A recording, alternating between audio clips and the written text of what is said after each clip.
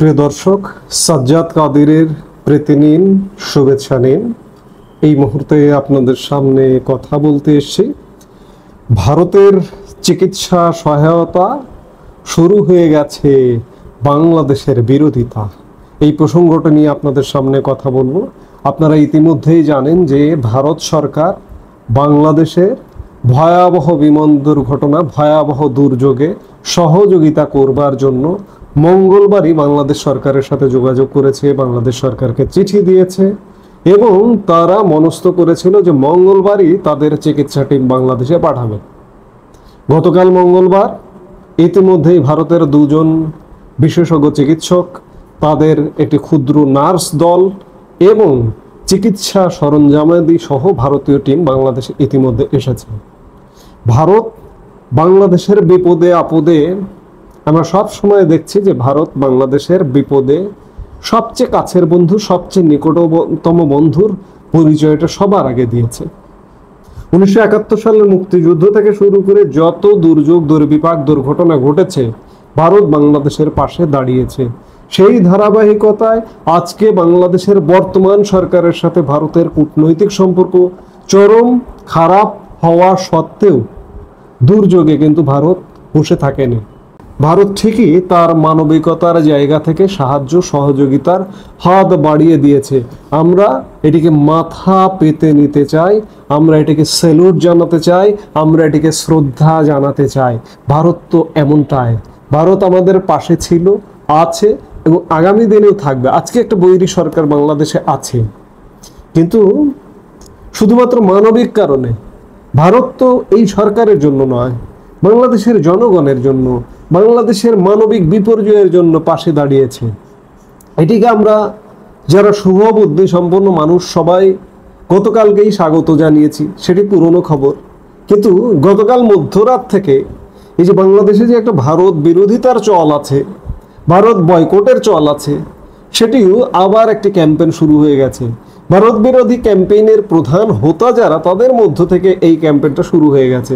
প্রধান হোতা এই যে কিছু অনলাইন অ্যাক্টিভিস্ট আছে বিদেশে বসে, যারা বাংলাদেশকে বরাবরই বিগত আওয়ামী লীগের 16 বছর সময় অস্থির করবার চেষ্টা করেছে, এখন অন্তর্বর্তীকালীন সরকারের সময়ও অস্থির করবার চেষ্টা করছে।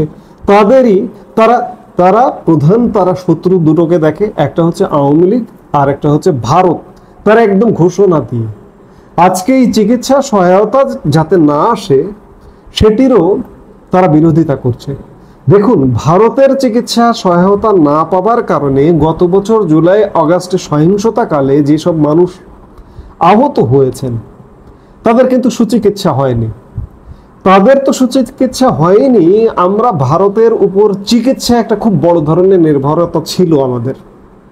সেই নির্ভরতাটা থাকবার কারণে আমরা ভারতে চিকিৎসার জন্য যাই, কিন্তু গত 1 বছরে নানা কারণে ভারতীয় চিকিৎসা ভিসা যদিও চালু আছে, কিন্তু সেটি বেশ খানিকটা সীমিত।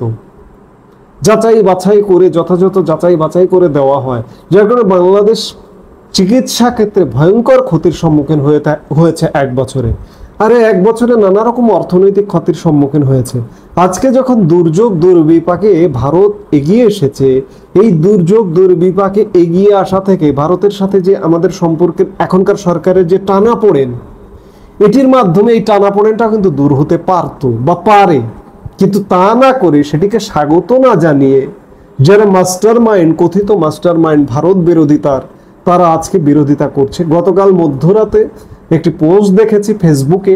আজকে ফেসবুকই তো যুদ্ধের, এই ষড়যন্ত্রকারীদের যুদ্ধের প্রধান টুল হয়ে গেছে। সেই টুল থেকে পিনাকি ভট্টাচার্য একটি পোস্ট দিয়েছেন, ইন্ডিয়া থেকে কোনো ডাক্তার চিকিৎসা সামগ্রী নেবেন না। প্রফেসর ইউনূসের সরকারকে সতর্ক করছি, আমরা একমাত্র যে জিনিস ইন্ডিয়া থেকে আনন্দের সাথে গ্রহণ করব তা হচ্ছে শেখ হাসিনা এবং ভারতে পালিয়ে থাকা তার দলের লোকজনদের কিসের মধ্যে কি পান্তা ভাতে ঘি, একটা কথা আছে না, পিনাকেরা সেই আওয়াজ তুলছেন। চিকিৎসা নেবেন না, শেখ হাসিনাকে নেবেন, আওয়ামী লীগকে নেবেন। আজকে পিনাকেরা শেখ হাসিনাকে নিতে চাইছেন। শেখ হাসিনা তো আসবেন, আওয়ামী লীগ আসবে, আওয়ামী লীগের নেতারা আসবে, পিনাকিরা দেশে আসার আগেই তারা আসবে। কেন আজকে তো আওয়ামী লীগ নেই, ভারতীয় প্রভাব নেই পিনাকিদের ভাষায়, পিনাকিরা দেশে আসেন না কেন? এই প্রশ্নটা বড়। এই প্রশ্নগুলোয় পিনাকির এই পোস্টের কমেন্টে হাজার হাজার কমেন্ট করেছে মানুষ যে আপনি দেশে আসেন। পিনাকির এই গেমটা বেশিরভাগ মানুষ গ্রহণ করছে না। পিনাকির এই পোস্টের কমেন্টে গিয়ে দেখুন, বেশিরভাগ মানুষ পিনাকিকে গালিগালাজ করছে। আসলে বাংলাদেশের মানুষ যদি বোঝে যে যৌক্তিক প্রতিবেশী ভারত, সবচেয়ে নিকট প্রতিবেশী ভারত, তার সাথে বিরোধিতা করে টিকে থাকা যাবে না, যত দ্রুত বুঝবে তত দ্রুত বাংলাদেশের মঙ্গল। আজকে ভারতের সাথে গত 1 বছরে বাণিজ্যিকভাবে, আমি বারবার বলি, আবারও বলছি, কতটা ক্ষতি হয়ে গেছে চিন্তা করুন। আমরা স্থলপথে বাণিজ্য করতে পারি না, $2 বিলিয়ন শেষ। ট্রান্সশিপমেন্ট সুবিধা আমাদের বাতিল হয়ে গেছে, $2 বিলিয়ন শেষ। $4 বিলিয়ন বাংলার টাকায় প্রায় 50,000 কোটি টাকা ধ্বংস হয়ে গেছে। আরো নানা রকম ধ্বংসযজ্ঞ আছে। আমরা একটা ভারতীয় প্রভাবের ধ্বংসযজ্ঞের মধ্যে পড়ে আছি। ভাইরে, একটু বুঝুন, বুঝবার চেষ্টা করুন। ভারতকে নিকট প্রতিবেশীকে নিয়ে, সে হিন্দু হোক, মুসলিম হোক, বৌদ্ধ হোক, খ্রিস্টান হোক, যাই হোক না কেন, তার সাথে সম্পর্ক গড়ুন। আখেরে লাভবান হবেন বাংলাদেশিরা। এই বোঝটা যতক্ষণে না বুঝবেন ততক্ষণে বাংলাদেশের বিপদ কাটবে না, বিপদ মুক্ত হবে না। এই মুহূর্তে এ পর্যন্ত। সবাই ভালো থাকুন, সুস্থ থাকুন। আমাদের ভিডিওগুলো নিয়মিত পেতে সাবস্ক্রাইব করুন Sajjad Kadir and the legends YouTube channel এবং লাইক, কমেন্ট, শেয়ার করে সাথে থাকুন।